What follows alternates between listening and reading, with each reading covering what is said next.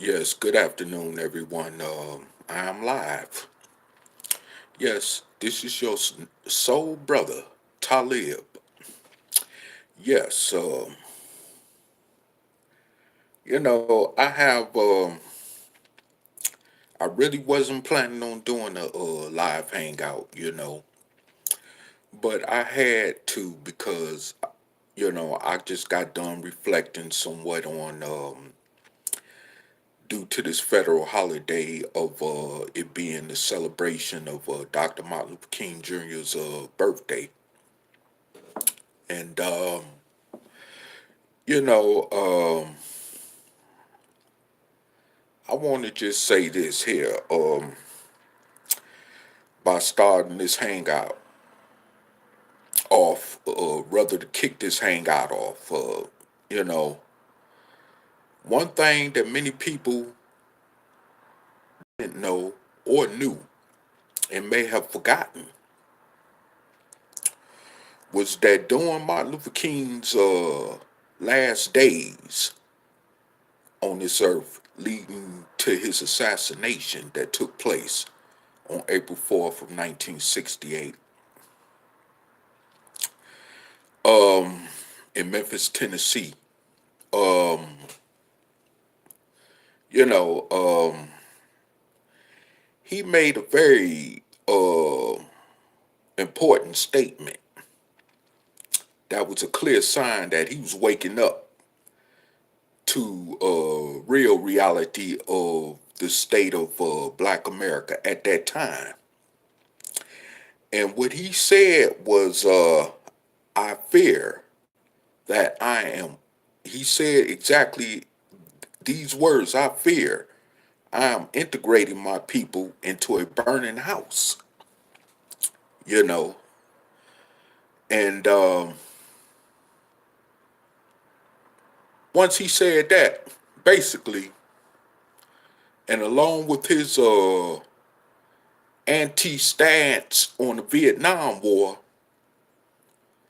is what clearly, immediately pushed, you know what I'm saying, the process toward him being eliminated, you know, from the whole entire picture. And it has been said from different sources of how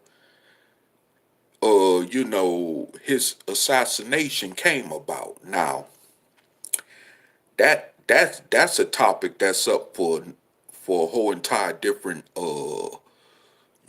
time and place, but I just wanted to just in this quick video, I just wanted to add some things basically to that statement that he had made. I fear I am integrating my people into a burning house, you know, and he saw it, especially when he seen the inequality in terms of, you know, the inequality of what it was to be rich and poor in this country, especially in terms of one's color of skin, of course, you know, and he once he saw that there was no change in that imbalance, also that's when those of this race's you know construct establishment decided it was time for him to go, apparently, because he had started really, far as I guess they were concerned, asking for too much and speaking too much, where they felt that he was going beyond his unquote proper place, you know, in terms of just keeping his voice of concern limited to basic civil rights issues such as the Voting Rights Act and all that other stuff, that was basically tiddly bit stuff compared to where he had gotten to the point where he had started getting concerned for the whole entire welfare of, mainly dark skinned descendants of slaves born here in America and everyone else that fit that poor underclass, you know, status, whether they were white, Hispanic, Native Americans, or whether whoever they were, And, once he even saw that he was integrating his people into a burning house, it really actually, became obvious to those in the higher up establishment of this nation that he was getting too way ahead of himself, for a better lack of term of saying. And as we saw, according to history, you know, it resulted into him, you know, being assassinated. And you know, the thing about it is that he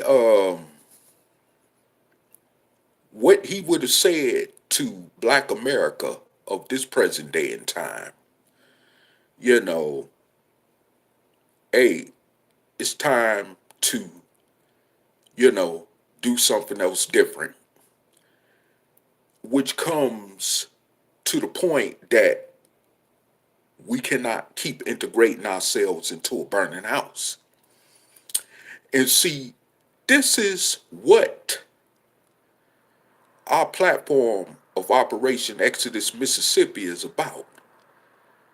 You know, in as opposed to leading our people into a burning house in terms of integration and stuff that goes along with that has miserably failed us as a people, of course. We're attempting to, in our campaign toward creating a reality that we will be isolated from integrating ourselves into a burning house as a people. And the thing about it is that I must just say that you know, if he was here, first of all, he would be very disgusted with those in the civil rights movement or those that consider themselves still a part of the civil rights struggle, such as those that he walked right beside with, like Jesse Jackson, Andrew Young, even uh, Al Sharpton. He would be miserably angry or upset with them, because they have not really carried out what, in terms of where he left off at. Just like those in the Nation of Islam didn't carry out where the Honorable Elijah Muhammad left off at, like those in the Moorish Science Temple of America who did not carry out where the Honorable Noble Drew Ali left off at, where those, who were under the Honorable Marcus Mosiah Garvey did not carry, on with after he left, you know. Yes, peace and respect you also, brother Talik. Yes, that's our brother Talik, who I am ad assistant to on this platform of Operation Exodus, Mississippi. Yes, he's in the comment section. Yes, shout outs once again to the brother Talik. Yes, and I mean, it's like, hey, I mean, even those who claim to follow Malcolm X or support Malcolm X still to this day haven't really carried on with where he left off at. And I mean, it's like when you actually think about it, you know, these people, including, our brother of so Dr. Martin Luther King Jr. died in vain. Whether, those of you want to disagree or not disagree. He left he left here in vain. Because if he's seen today where black America was headed to, in the direction where we're headed to, which is more than likely mass graves that will lead toward our total extermination as a people in this country, of course, he would turn over in his grave. Especially the way that we carry on among ourselves as a people in terms of domestic, petty issues, violence, murder, rape, killing, slander, slaughter, self-betrayal, betrayal of each other, all that. He would be turning over in his grave. This is the stuff that he died just to, like some of our other ancestors that died so that we could eventually overcome, you know, and to no avail.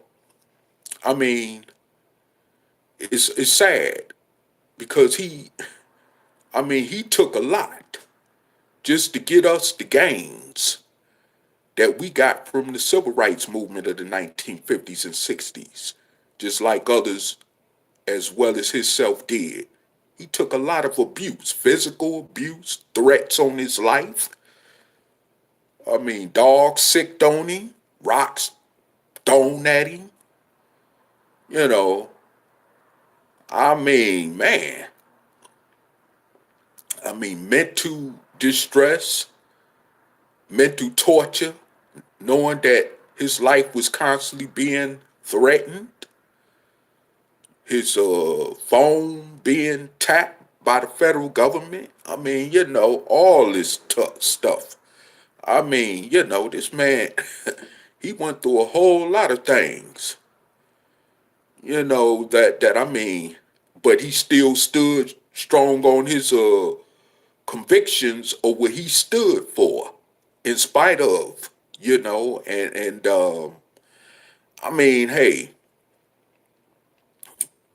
I have to say that, in that area of of that equation, I have to salute that brother, even though he's gone, long gone, for almost 51 years. Hey, I have to salute that brother, because honestly, I'm gonna tell you something. Sometimes, if people really want to be honest, even today, do any of us, any of us really think we could have went through what he went through, even as an individual, through all the persecution, just to get us the little gains that we obtained as black people, far as from the civil rights movement of his era, just to have other people, especially even like these illegal immigrants, come over here and benefit off it more than we do. You see what I'm saying? And see, that's what I definitely have a problem with. And those of you that are also dark-skinned descendants of slaves born in America, should have a problem with that. Because they're benefiting off this thing called some civil rights and affirmative action way more than we are. And don't sit up and tell me that it's because we ain't taken advantage of it. Well, it's quite more than reasons why we haven't taken advantage of it as far as our own mission is concerned. It's a lot of stumbling blocks that have been put in the way for us to even take advantage of these civil rights gains. Okay, like with this so-called gerrymandering crap that's happening today. The redistricting, the redistrict of places where we could vote and where we can't vote and all this crap. You know, that has a lot to do with standing in the way of those civil rights gains that people like Dr. Martin Luther King Jr. fought for, you know? And I mean, we're not really, you know what I'm saying?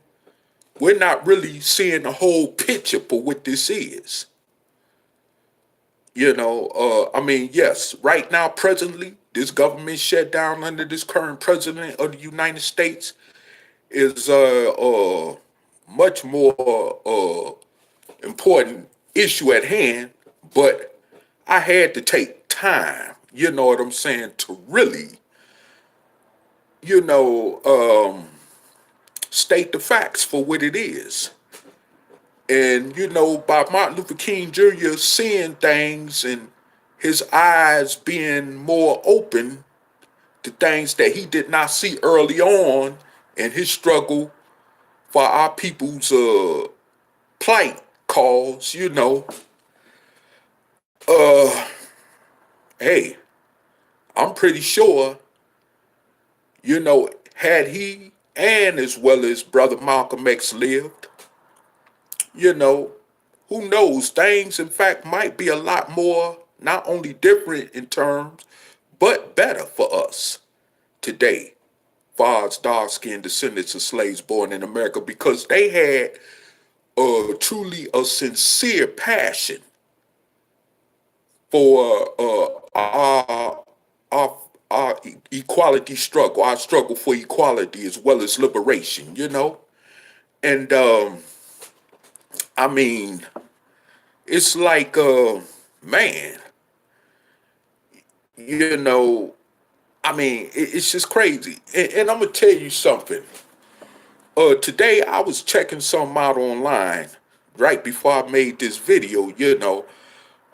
They say that President Trump visited the memorial site commemorating Dr. Martin Luther King Jr.'s, you know, birthday celebration, far as where his statue stands at in Washington, D.C.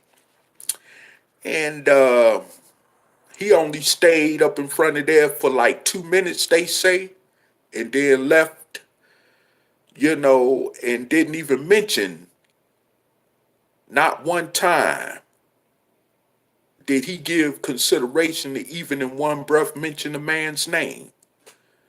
And, you know, Dr. Martin Luther King Jr. has been much more acknowledged better than that by previous presidents before Trump, which shows you where we actually are, where we are actually at in this nation, you know. And also, it dictates the fact that, you know, he is facilitating the racism that is becoming more widespreadly apparent in this country, which it always was, but it just laid dormant. But once he started facilitating it upon him becoming president of the United States, just like we saw with the Charlottesville situation down in Virginia last year, almost 2 years ago in 2017. You know, just like we saw with a similar situation out there on the West Coast in Portland, Oregon, over recently ago. I mean, these far right wing Caucasian racist supremacists, you know, doing what they do, you know, in the situation where they engaged in violence with counter protesters and all this other stuff. I mean, you know, and I mean, it's going to get worse. It's not going to get no better. And see, while our people is steadily, you know, trying to live in this racist society by being so comfortable in their oppression and not understanding that it is time that we must do something for self. I ain't talking about owning a business. I ain't talking about owning a house. I ain't talking about owning a little plot of land here and there, that little other tiddly bitty stuff. I'm talking about taking control of the politics of an entire state where we could build from that platform 1000%, where all those possibilities can be,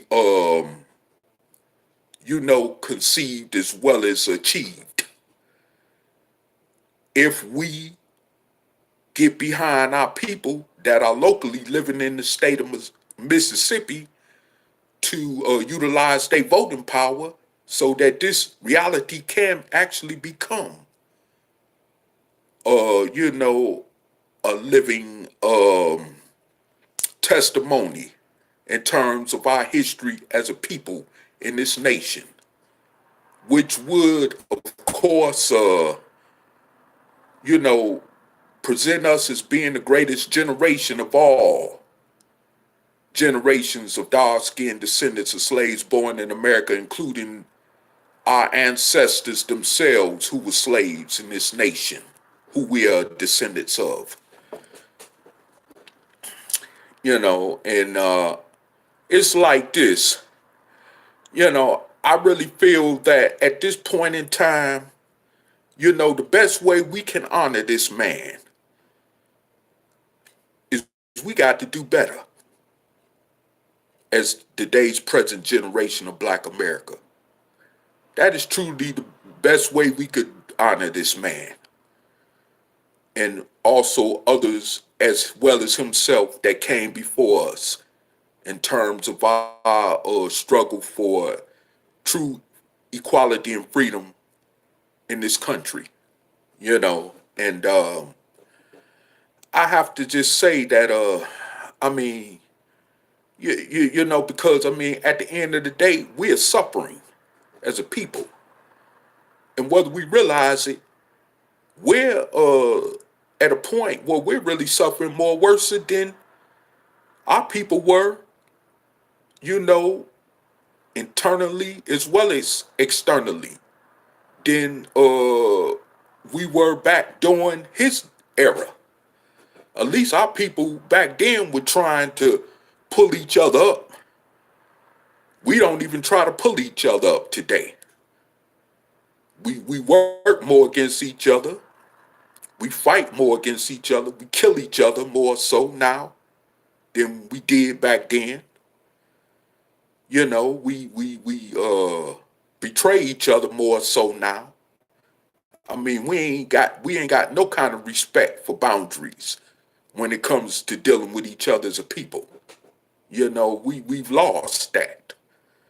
And of course, yes, I have to say that the wave of crack cocaine addiction contributed to that as well as the wave of heroin addiction, but those are not the only components.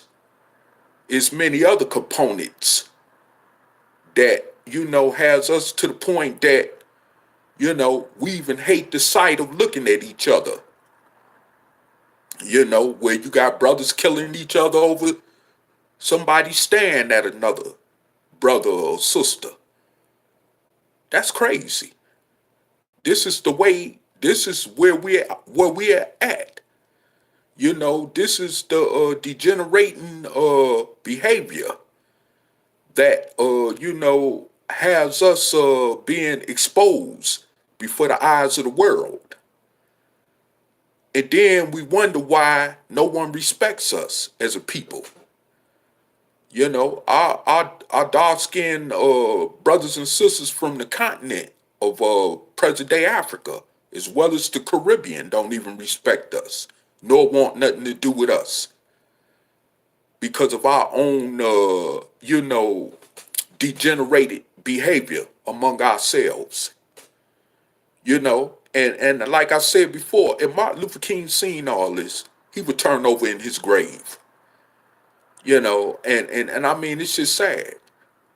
We have no morality whatsoever. But we want to talk about learning how to get along with others, learning how to live in peace with others, when we don't even know how to live in peace with each other. We haven't took steps to first learn how to live in peace with each other. And what's sad is, when I think about it, even where I'm living at, which is a white predominant area, here where I'm living at in this particular part of the country where I'm living, you know, the few blacks I see, it's just like you could feel that hatred, that self-hatred. I mean, and it's sickening. You could feel it's just the negativity behind it. You could just feel it when you just run across them. A part of me want to speak when I see another dark-skinned fellow soul person of soul, and then it's like sometimes I don't want to speak. And it's not necessarily because it's our fault as individuals, but it has that overwhelming, you know, ramification of effect on us in general, or as they say, for better lack of term, a word, domino effect. When we run into each other, whether it be on the streets or in some other public place, whatever, and we just can't even stand the sight of each other. That's the point where things have gotten to. So before we talk about trying to live in peace with others, we got to learn how to live in peace with ourselves and each other. You know, that's just a fact. You can, like I say, agree or disagree. It don't make me no difference. Truth could stand on its own. Truth don't need no support itself. But the thing about it is that, hey, at the end of the day, you know, okay, there was technical difficulties. I apologize for that. But, I have no control over that either, dealing with technology. But anyway, as I was saying before, hey, we got to learn how to, be at peace with each other. Every time I look on the news, something going on back in my hometown of Detroit with some, black person killing another black person. The same thing with Chicago, St. Louis. Atlanta, Washington, D.C., Oakland, California, San Bernardino, blacks still at it with each other as far as gang banging and all that stuff. I mean, New Orleans, Gary, Indiana, Cleveland, Ohio, Columbus, Ohio, Cincinnati, Ohio, Dayton, Ohio, Toledo, Ohio. I mean, just steadily killing each other like slaughter, just killing each other off. And it's like, hey, we need to,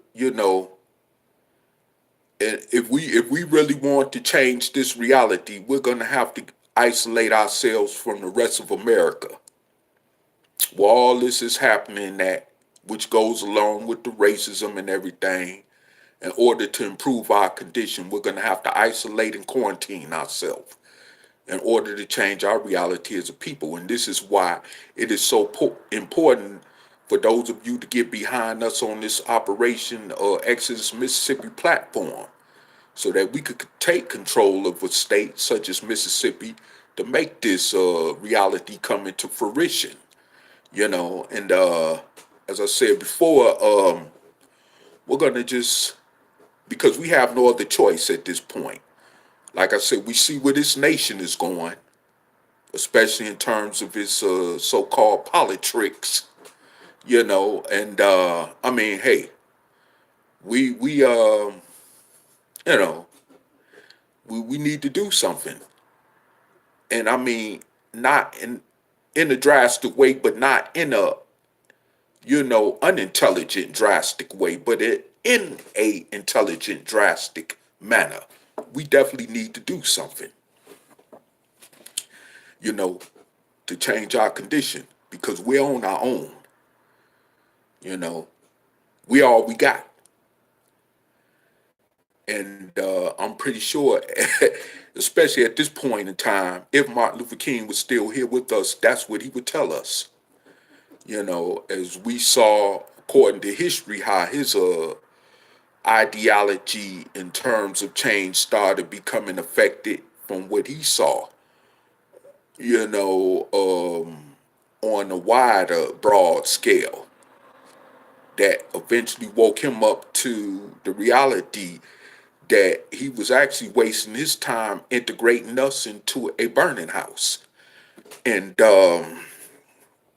like I said before, I mean, we have to realize and understand, that this is what we're dealing with. And, hey, I mean, at the end of the day, I mean, we need to wake up. We need to wake up and smell the coffee. Far as brothers and sisters, dark people of soul who are descendants of slaves born here in America, we got to wake up and do something for ourselves, like I say, and not that little tiddly bit stuff. We need something big to start from. Like I said, taking control of the politics of a state. That's the only way that's gonna get us anywhere. Because long as we try to establish ourselves in terms of being in a better condition under these races, we're going to fail every time. We've seen how it happened, like in King's case and other people's case during the civil rights movement, and that era back in the 60s and 1950s and 70s. Far as our people's liberation struggle in general, and we see how it happened prior to that during the era of Marcus Garvey in the 1920s. We seen it, what happened, even after slavery ended, during the period of the so-called Reconstruction era, where our people was gaining momentum through the political process in those southern states like Mississippi, South Carolina, excuse me, and places like that, where they were leading toward gaining a lot of political power in those southern states, and that's when the Ku Klux Klan, formed and came out they bag and started, carrying out a all-out attack on our people, which led to many of our people running north for their lives, you know. And then we saw the black code laws come in, which was actually a repetition of slavery, and I mean, hey, this is where the Jim Crow era kicked in at, of course. So, I mean, every time we tried to do something to better our condition under these races, just like in the case with Black Wall Street in Tulsa, Oklahoma back in 1921, in Rosewood in Florida, you know, I mean, hey, we could see it, every time we tried to do something under these races, it never worked. So we need a sanctuary where we could start off from by isolating ourselves to where we can actually fulfill every possible dream that we could imagine toward accomplishing as a people in this country. If we want to exist any longer as a group of people in this country, that's our only best bet at this point because we've tried everything else. And as you see, obviously, or whether you realize it or not, it just ain't worked. It just ain't worked. So I mean, we got to wake up. It's just that simple. We have to wake up and get down to business and making something happen for ourselves in that manner. Or else we're done. And that's why this platform called OEM is so important. This OEM platform is the only thing that's gonna work for us, obviously, because it was formed based on the fact that everything else failed us. So I mean, hey, pick your choice. You either want to be around longer as a people, so our future generations coming behind us could be around to enjoy true freedom, something we never knew or saw as a people in this country, or do we want to be totally exterminated? Those are the only two choices facing us. And unfortunately, our chattel slave ancestors didn't have not even two choices. At least we got two choices, you know? So, I mean, take your pick. That's all I'm going to say about that, you know? Take your pick.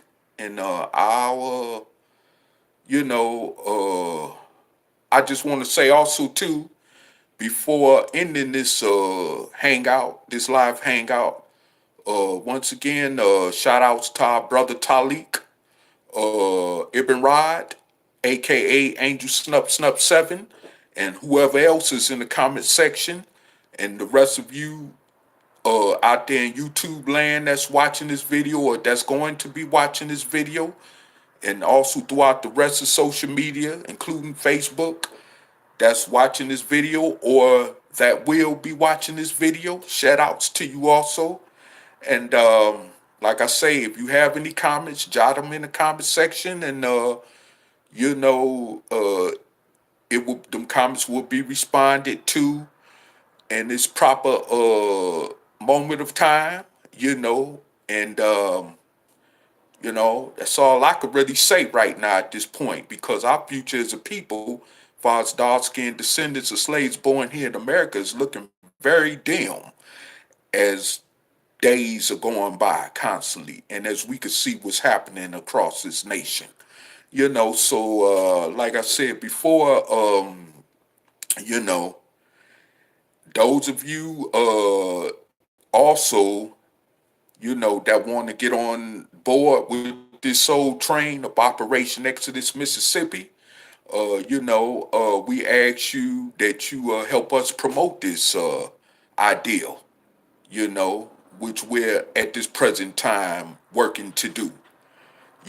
So like I said, once again, thanks everyone for listening in on this live hangout, and peace. I'm Adi 5.